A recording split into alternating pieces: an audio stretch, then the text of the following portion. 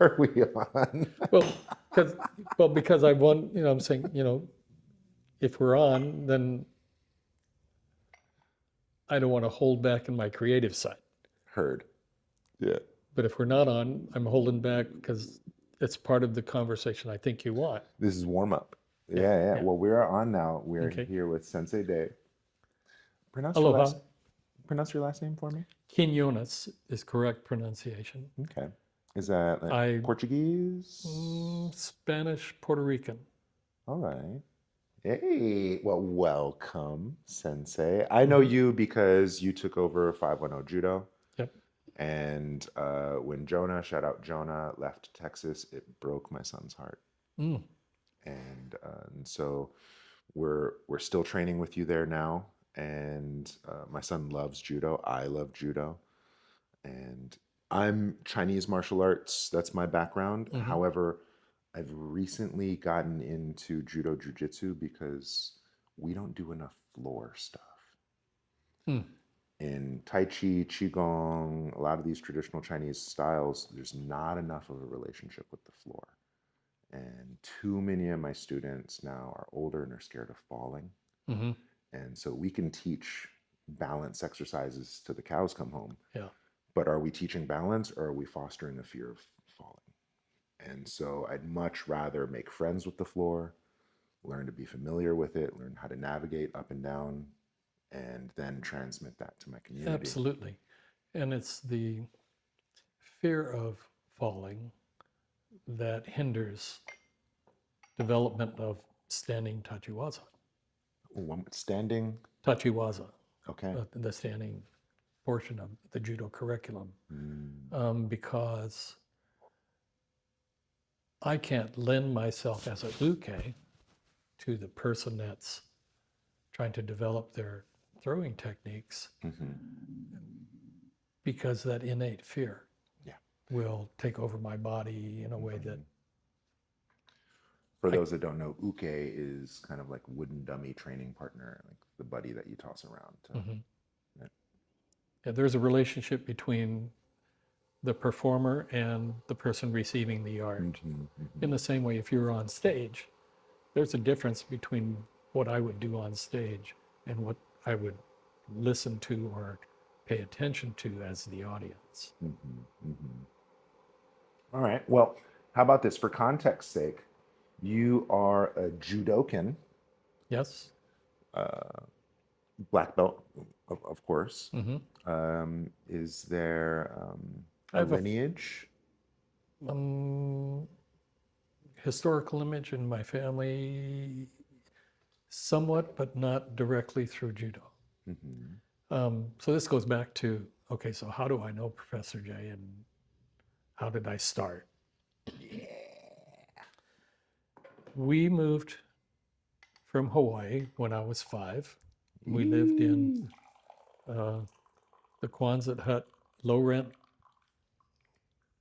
area of Oakland off of High Street. What part of Hawaii? Honolulu's where I was born. Hey! Queens Hospital. Hey! Yeah. All right. I used to live in Hawaii. And of course, that's where Professor J learned his art from Okazaki Sensei. Interesting. So the first cup, when it was dry, I had a hint of mushroom. Yeah. Okay. Okay. Like a shiitake. And this one's different. This one should be very minerally. It's going to be like licking a rock. Yeah, earthy. Yeah. Yeah. So Wally J, yes. peace be upon him, what an amazing contribution. Small circle jujitsu. Absolutely a remarkable man. Yeah. I'm so fortunate to have fallen under his wing and learned from him from when I was 12 years old. So Professor came from Hawaii here in the 50s and started a jiu-jitsu studio and judo studio. I'm like 12 years old, so this is probably after Professor's been here for 12 years. My uncle was a karate teacher, instructor in Pearl City, and knew Wally, and they were friends. You know, I would assume the martial arts community are, since it's so close and well knit, that a lot of interaction. And I didn't know this. I just knew that we had moved from Hawaii when I was 5, and my uncle was still back in Hawaii. And my uncle decided, Daniel Rivera, decided he'd move his family to California for whatever reason. So he came to spend some time with us while he was looking for a house for his family, which he eventually settled in Fremont. But while he was here, I don't know how my uncle got in contact with Wally, but Wally invited him to an annual event that Wally had for the dojo, which is where he honors all of the students' accolades for the past year. So Wally asked my uncle to come out and give out some of those medals and trophies away. And my uncle must have said to Wally that, you know, I'm here with my brother and so forth. And Wally said, well, bring him. So we ended up coming to the performances and the whole dinner and so forth. And so we all come in to a small auditorium, and there's mats on the floor. And the judo club comes out and does what Wally called the Jay's Follies. If you've ever heard of his, it was a performance that he would do as a demo, where he would go to different places and show this demo. And it was based on self-defense, one-man attack, two-man's attack, two men attacking a woman, some of the historic aspects of being imprisoned or confined and how you would escape from a different type of thing. And I found all that interesting. And at the end of the performance, Wally would come out and lay on the floor, center of the floor. And two guys would grab a block of cement, probably 2 feet by 2 feet by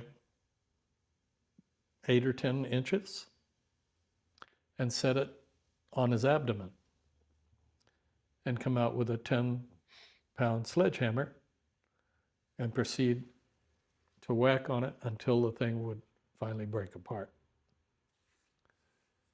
And of course, my eyes are getting, wow, this is pretty cool stuff. So after seeing that, we wanted to, as kids, my dad joined Professor immediately after that, and probably a month or 2 later, we joined as the 3 boys that we were.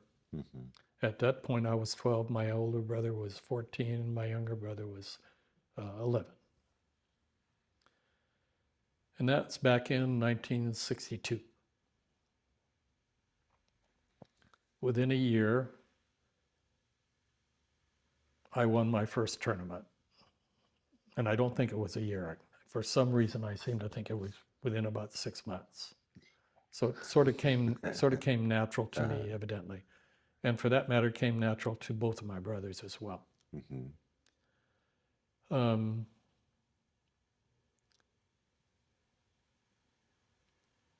I was fascinated with the physical aspect of it. I liked the action, you know, coming from 3 boys, you would think we were more roughhousing. But I don't remember being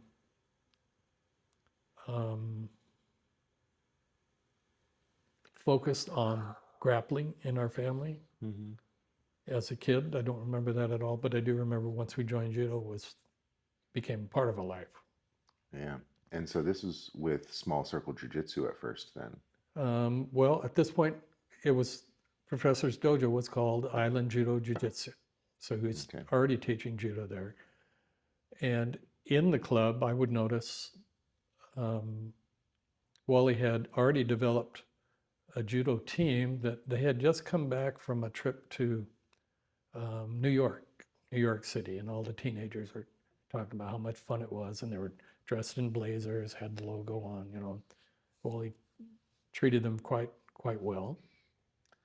And older than the teenagers were Wally's nephews, basically. And in the dojo, they would all, Uncle Wally, they would all say Uncle Wally. And those of us who were just students, we would call him Wally. So Wally was not hooked on formality. Yeah. He was very Hawaiian, very open. Yeah. And the Call me culture uncle, and the right? Hawaiian and the Yeah. Hawaiian culture was not only embellished but embraced in the dojo. Mm-hmm. Very different from what I would later find out as Japanese dojo protocol. Very different. Whereas we were very forgiving and embracing and open to change, open to innovation. Whereas when I would visit a Japanese dojo, I got a sense of rigidity, that everything was dictated and hard and firm, and had to preserve the culture, the Japanese culture, very intently. Now, mind you, this is after World War II, where the Japanese culture here in California, in particular, was squashed and pulled apart. There's the concentration camps. And concentration camps. Yeah. And this is a time shortly thereafter, where after their freedom is coming out, here we were, non-Japanese, playing a Japanese sport, which is part deep in their culture. And we're doing quite well in response to how they're teaching their own sport and how professor's teaching his sport. And I think we as young judoka were put in the middle of the political angst and the cultural angst. So you guys got leverage. So whenever we had tournaments, it always seemed that it was the Japanese dojos versus the 2 or 3 Hawaiian dojos who were here and the 2 or 3 Caucasian dojos who were I here. get it. And in those days, it was koaku shiai whenever we had a tournament. And all the Japanese would be on one side, all the other dojos would be on the other, as much as they could keep it equal amounts of people. Oh, excuse me, Oh, it's fine. I forgot to turn my phone off. I apologize. Oh, it's okay.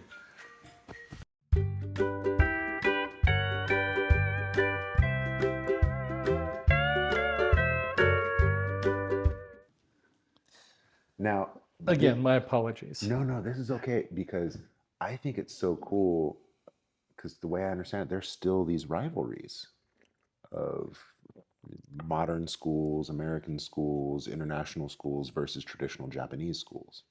I'm sure there are. What I found throughout the course of my lifetime is those rivalries are only intense in terms of the power structure. Which organization is going to govern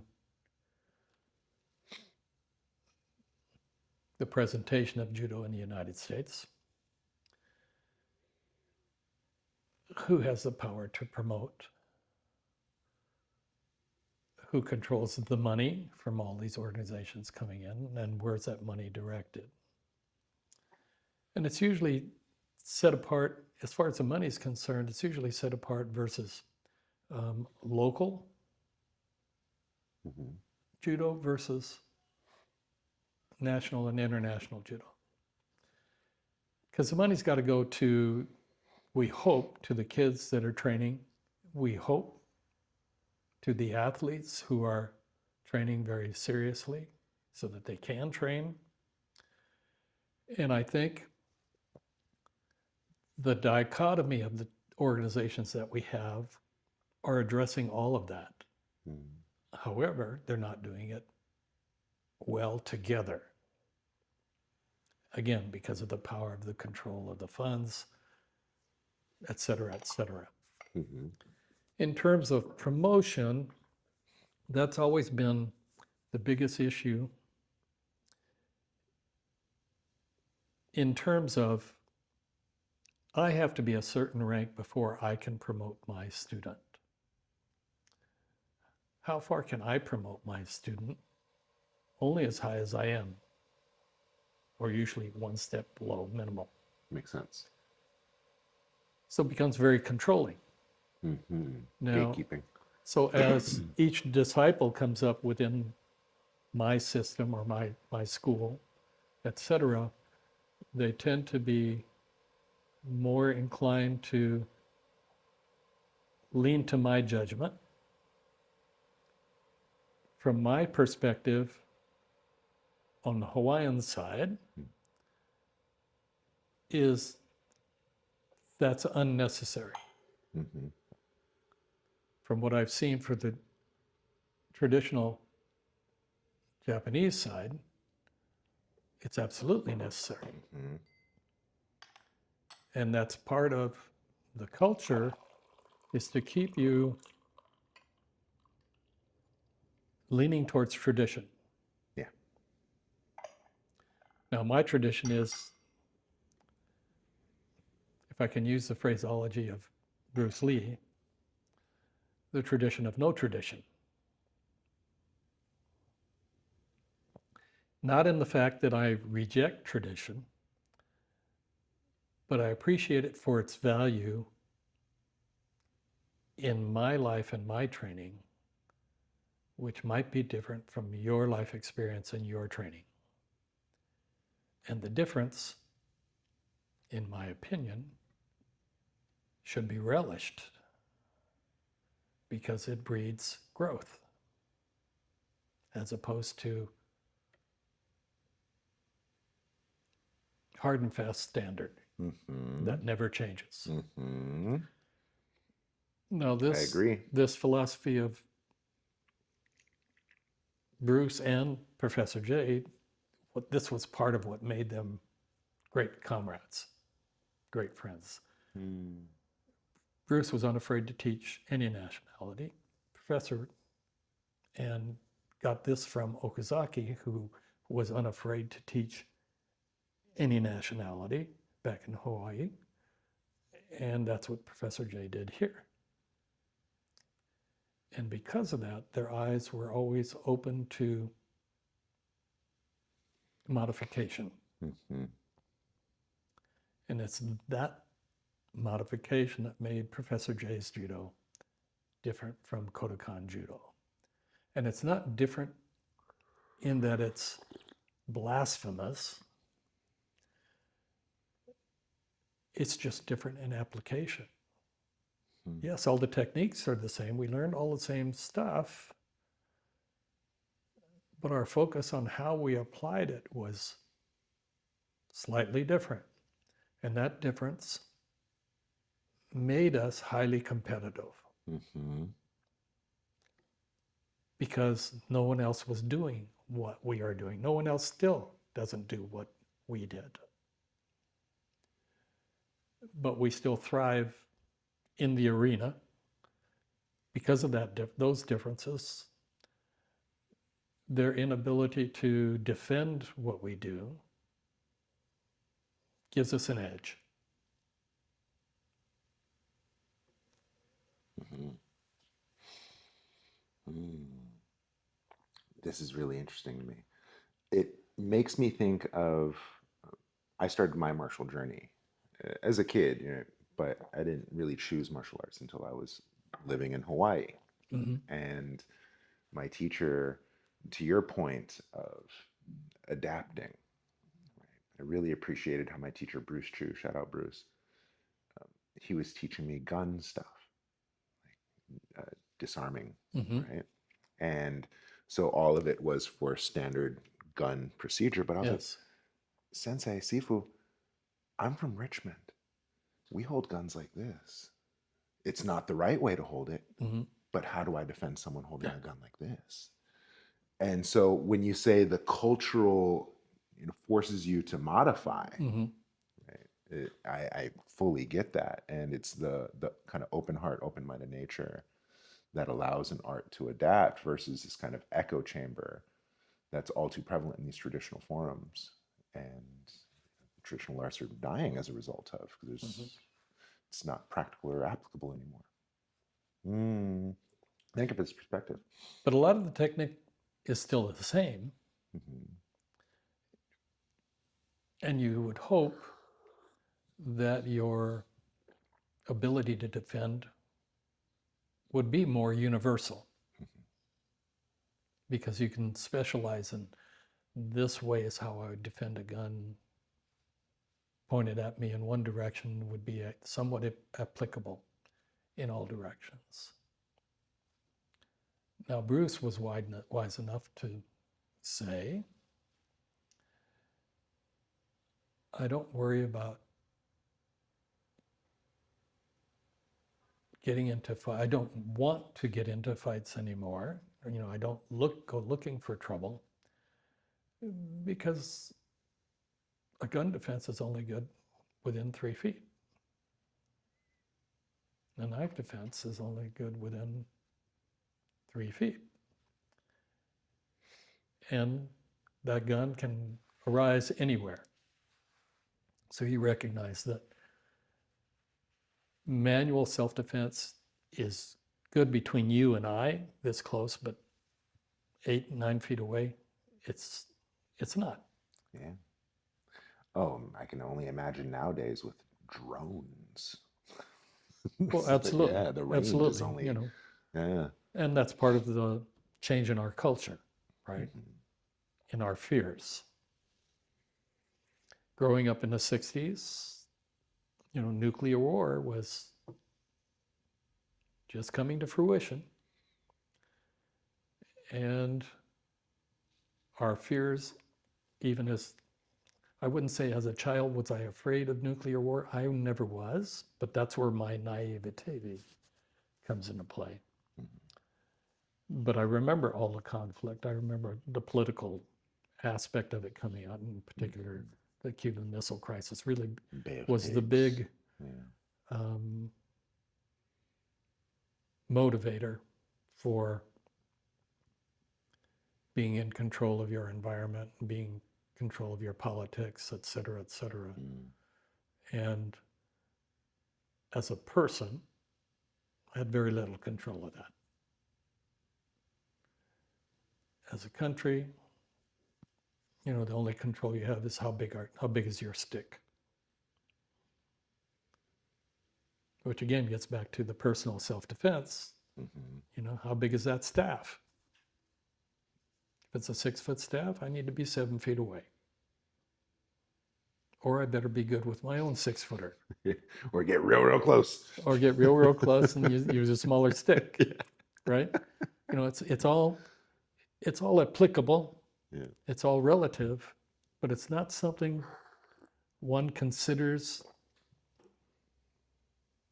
unless you're militaristic, on a daily basis. Because I think if you found yourself delving into that aspect, your personality could be hindered. Your creativity could be hindered, but not necessarily. Your sense of goodness, of worth, of value could be stifled. That's what fear does. Yeah.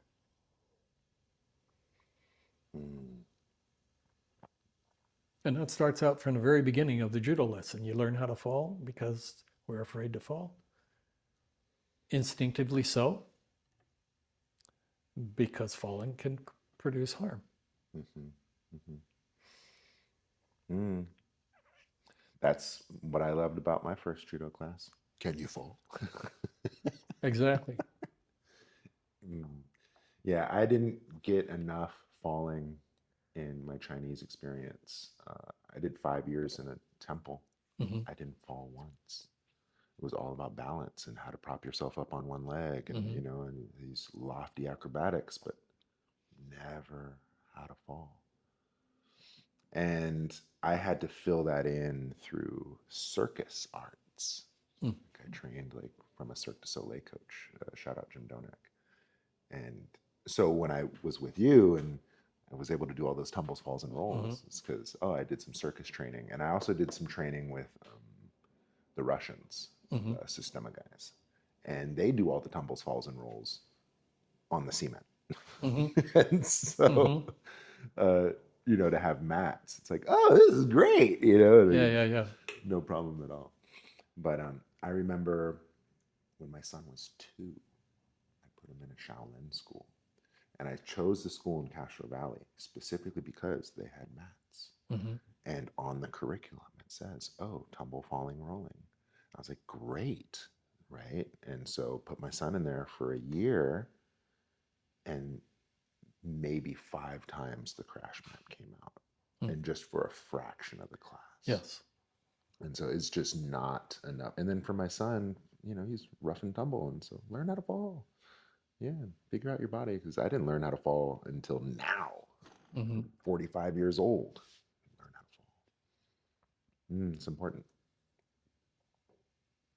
So, curious, Mm-hmm. Wally J in Hawaii, if you can't answer this, it's fine. I'm curious to know what style of jujitsu. Was it kind of like a Daichi Ryu? Was it kind of... Well, he learned under Okazaki, which is probably Danzanryu. Okay. And for that matter, Wally wasn't the only member of Okazaki to come to California. There were 5, 6, maybe a dozen that came to California and were the original founders of Jiu-Jitsu America, which still exists today. And yeah, everybody wanted to be, their best and be the best in Jiu-Jitsu as well. And there was some politics involved once the founding happened about, okay, again, how do we promote? Who do we promote? What are the standards we're going to use? Most of it probably coming out of Okazaki's dojo and teaching style. I'm not privy to that because that was before my time. But I witnessed some of the growing pains of the jiu-jitsu culture as much as the judo culture. At what point did the direction shift to be distinct as a small circle variety of jiu-jitsu? Well, Professor taught us all Danzanryu stuff. I remember all the boards are the typical boards that you see in any Danzanryu dojo. And even down to the nomenclature. The throws under the Danzanryu nomenclature were sometimes different than Kodokan. For instance, we would visit another club. If it was a Kodokan dojo, I can remember someone saying, "Can you do this throw or this particular throw?" And I said, "I don't recognize that. I don't know." And they'd ask, I'd say, "Show me what you're talking about." And they'd show me, "Oh yeah, we can do that. Yes, I can do that." Being caught in that dilemma of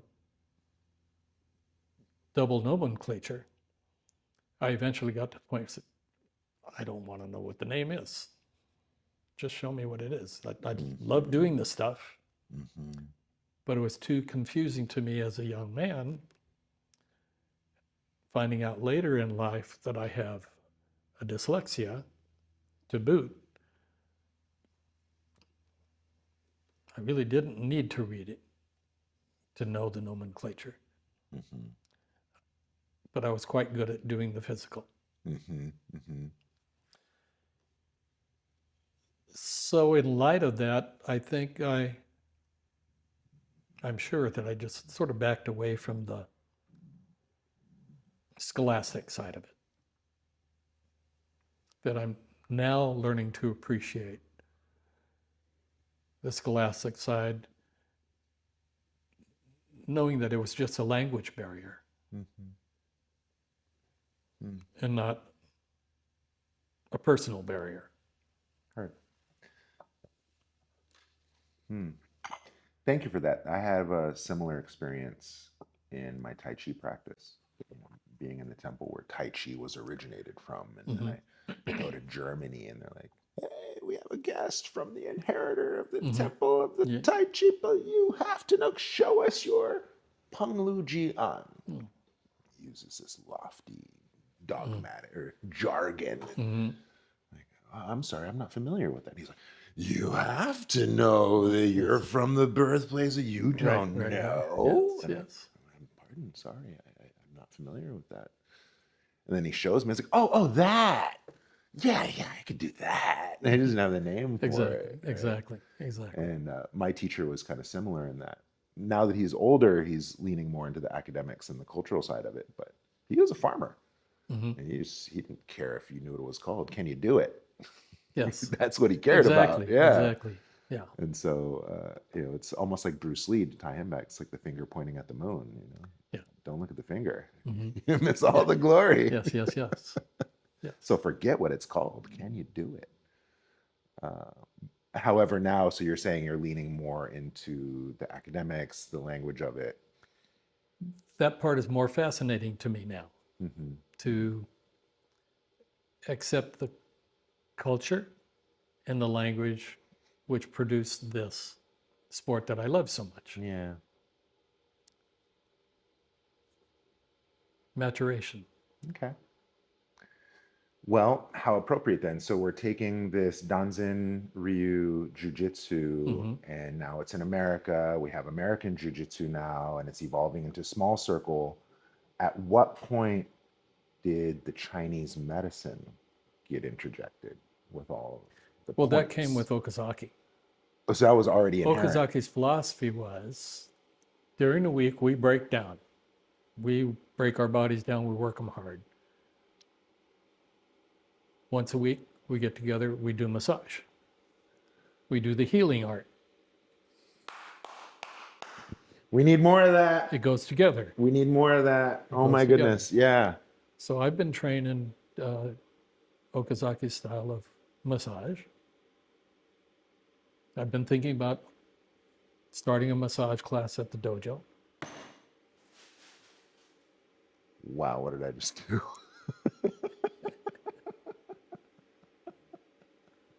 That's exciting for me. Yeah. Cool. And Japanese acupoint, it's the same as Chinese acupoint, right? Maybe techniques vary or, methods or values vary, but it's in essence the same. Okay, and then so I have found that valuable in my whole life, to be able to give someone relief. Yeah.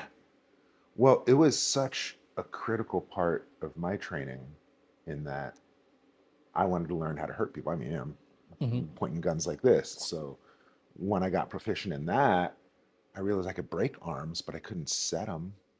Yes. And then so I wanted to learn the healing aspect. And it didn't take long for me to realize that the exact same technique to hurt someone is the exact same technique to heal someone, just done softly and with a smile. But I'm not hurt, but healing. Same technique. And so when I found the line between martial and medicinal, it's just a natural progression to go to the temple. Right? So I think it's so cool when a school integrates the martial with the medicinal, because I see it all too often where a student will get hurt in class and then we Mhm. got to refer out or send them to the car or send them to the whatever, right? But they can't do anything in house outside of an ice pack. That's the legal ease of what we do. Fair enough. Is there's so much liability that it limits what I feel safe about doing from a legal aspect, not necessarily from a physical aspect, Mm-hmm. which is real Mm-hmm. and is also necessary in our current culture. Heard. Thank you for that. I suppose too, the nature of injuries in a judo jiu-jitsu school Yeah. is going to be far more intense than a tai chi or judo. Yeah, I don't get falling does that. I don't get severe injuries. But usually it's the falling of the student who is not well versed in falling that gets injured. Yes, occasionally you'll get the freak accident happen, and or not often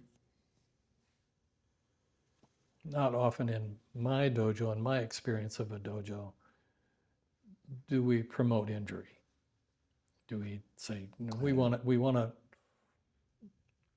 when I throw this person, I want this person to hurt. That's not what we're trying to do. We're trying to teach falling so that we can go through some motions and some moves that would normally hurt someone and not hurt them.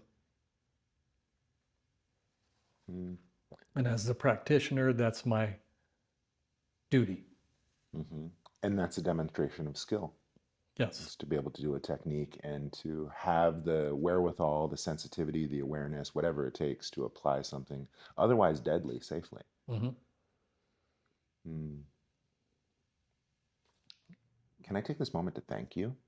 Sure. I want to thank you because I took your class, only a month's worth of classes. I wasn't with you long. And just the little that you showed me with grips and hoisting and footwork, that's the context. The tangent, jiu-jitsu is a deadly martial art. It's it's the standard of the ultimate fighting and mixed MMA arenas.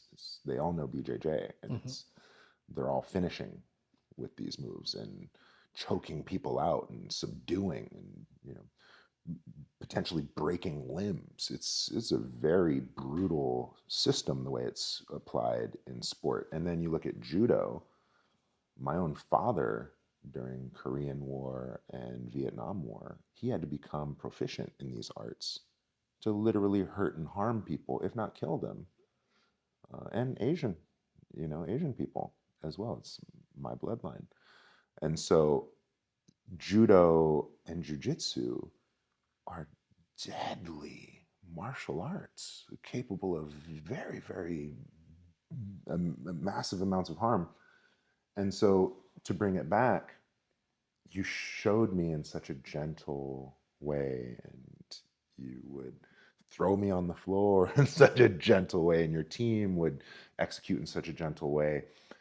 And I currently have a buddy who's terminal with brain cancer, and he's a big boy, and his caretakers have a hard time moving him. Mm-hmm.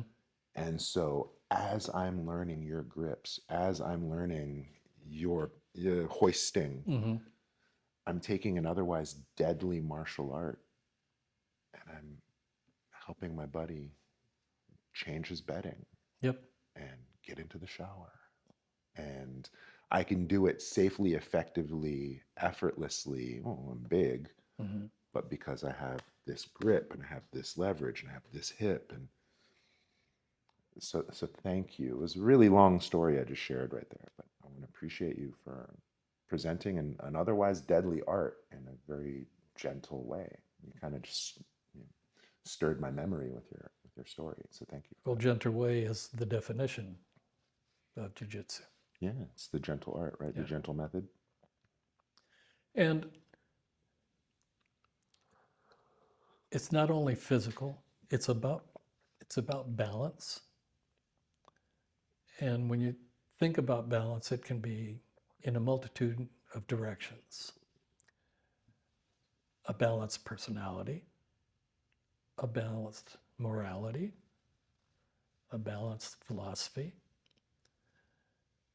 And the more I learn how to control my body's balance under different circumstances, I recognize all of those other parts, the morality and etc. Throughout my lifetime, I'm managing that balance in all of those aspects. And sometimes I'm ready for what life has to throw at me, and sometimes I'm not ready. And that's where I have to take a step back and reassess, relearn the life cultures that I've had or that I've been witness to. Not necessarily that I want to take those aspects, but to have my eyes wide open. Right. Being a receiving vessel as opposed to an opposing vessel.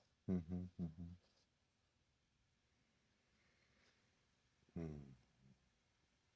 Thank you for that.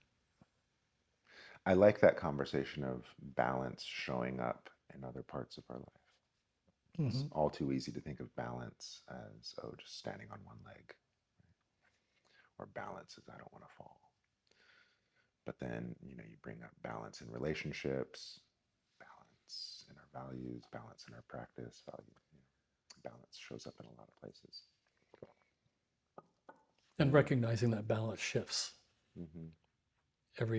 Every moment we're here, that balance gets tested, gets analyzed, gets processed deep within the confines of our brain, in our soul,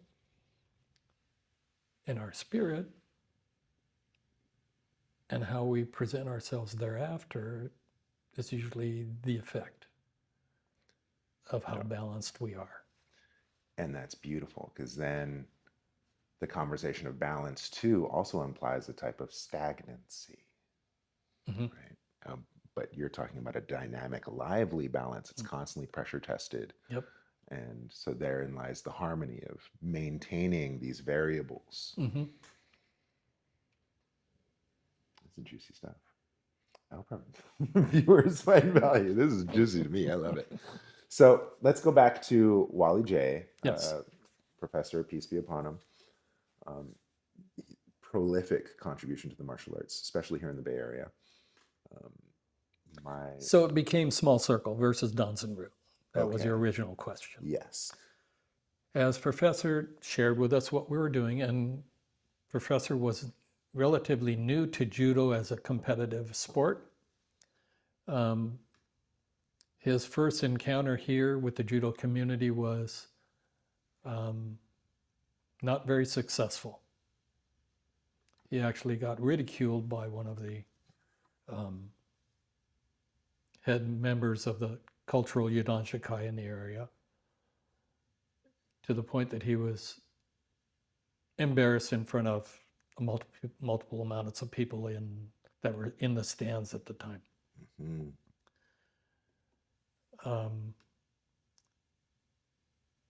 And he came back to the dojo and he said, I'm not going to go back to a tournament till we're ready.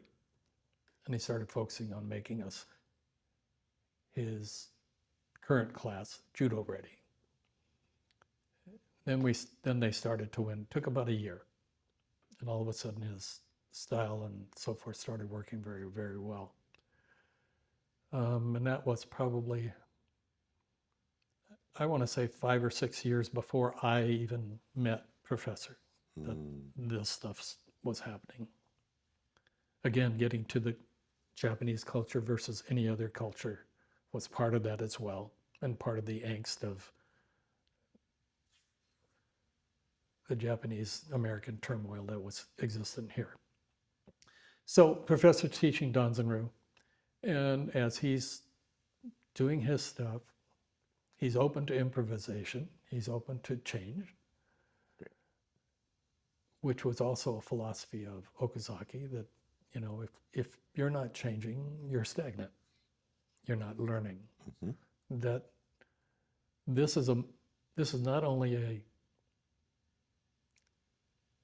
physical growth, it's a mental growth, it's a spiritual growth, it's a philosophical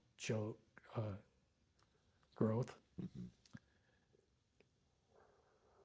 And in doing so, he's embracing other people in the martial arts in the Bay Area, which was a wonderful culture. Yeah, melting pot. Martial arts all over Chinatown and, in South Bay, the North Bay. And of course, he would share techniques with different people that were willing to share.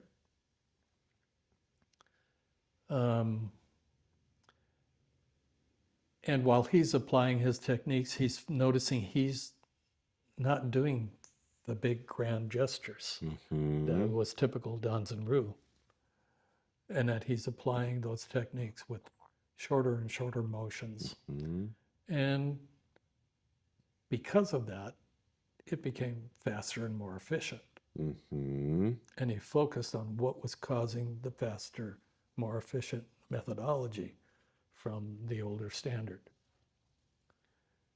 And he started calling it the small circle theory. Beautiful. So for most of my teenage years, it was called small circle theory.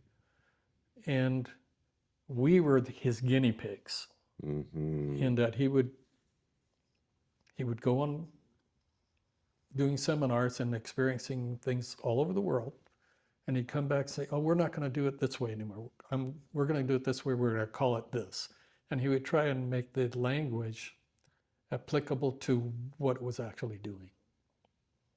So much more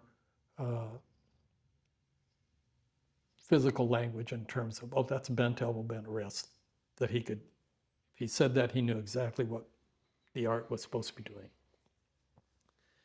And a lot of the Danzanryu culture that was part of Jiu-Jitsu America now were resistant to the change. If it wasn't done Danzanryu perfect, it wasn't Jiu-Jitsu. Understood. So people, we resist change. And it's not until we understand that the change was really good that we then embrace it. Right?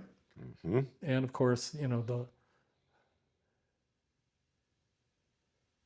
the prophet is not welcomed in his own household. Talking my language. And, yeah?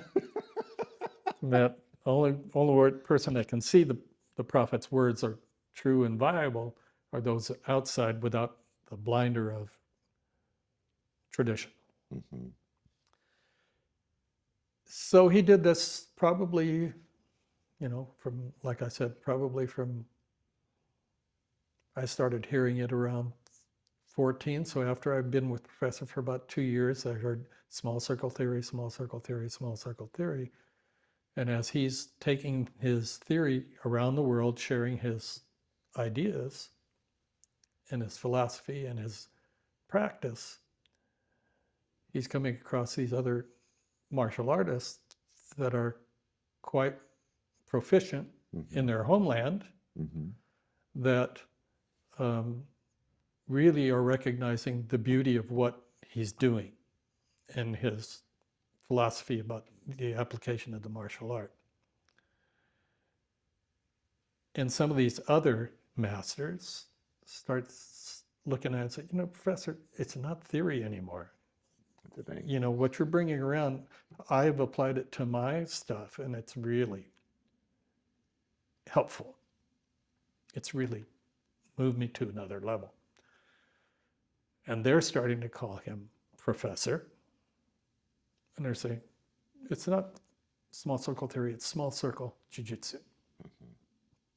And they're embracing it. Now, I'm growing up in professor, so to me, this is all normality. This is the way I breathe, I do my martial arts. And then one of these other masters will come in and say, you need to, they start calling him professor and revering him. And I'm starting, as I'm maturing, I'm starting to see how the world is looking at who professor is and what his art is doing. And now I'm saying to myself, this is pretty unique. This is not what one would say normal martial arts. This is mind-blowing in some respects, somewhat magical in some respects, and extremely effective. And when someone says to you, I want to learn what you are doing, because it's of value to me, then it becomes more universal. And the fact of the matter is, Professor's 10 principles are absolutely universal. And the now 16 principles are just as universal, a little more precise now, because in the 10 principles, we would always explain part of the principle using some other language or some other catchphrases that now have become the additions. In that, well, we can't really explain this without saying this, so let's make that a principle too so that we all understand what we're saying. Yeah. So it became endearing to us, as well as part of our growth. I love this conversation and how themes of growth and adaptation and tradition and ridicule come up, and how kind of evolve the martial path and journey along one's course. Time is tight, so we gotta wrap it up. Yeah. Because I also want to talk about the evolution of how it got into the no-touch stuff too. So, and that's another phase of ridicule. That's right. Where I was just going to come to you is, so part of the growth was due to his meeting and sharing with Remy Presas, Filipino martial arts arnis, with George Dillman, who was working on karate application and small pressure point application. And of course, prior to that, his relationship with Bruce was quite intimate. And Jimmy Lee, who was also in the Bay Area, those are the two names that I know of that were extremely influential in Professor's growth. Forgot where I was going with this. So all of those influences, Professor actually were called, Professor Dillman and Remy were called the Big Three in terms of when they had these seminars all over the world. Yeah. And Remy would say, I'm just doing small circle. I'm doing it with stick, but I'm doing small circle. Professor did a seminar for George Dillman back in Indiana, I believe. And while he was showing his small circle stuff, Dillman had been studying for years how to apply pressure points to do knockouts and things like that. But he wasn't getting his students to be knocked out. He said he could get them a little woozy, but that's as close as he came. So Dillman was watching Professor and paying attention to how he's applying the techniques. And he takes 6 of his black belts in the back room, and he starts applying just the small circle wrist technique to his strikes. And all of a sudden, he knocked 6 guys out in his back room. He became a firm believer in small circle. Yeah. And said, I need to learn this. And so Dillman embraced Professor, and Professor embraced Dillman because he saw the value of the martial art as well. So that's how small circle started evolving into part of the striking and the pressure points. Nice. And That's again, all the juicy stuff. recognizing the universality of what he was doing in this art, in that art, and that art. Oh my goodness. Sensei, I have to have you back. I gotta make art stop. Where can people We find haven't you? even started. I know. Where can people find you? Where do people find what? You. Oh, I'm at 510 Judo now. That's in San Leandro.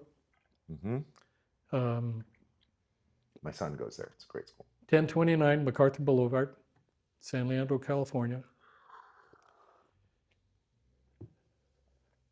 Wish I knew the phone number. That's fine. I'll put it in the link. Thank you so much. We're going to have you back again soon. Okay? Absolutely. There's so much more to talk about. Absolutely. Okay. Bye.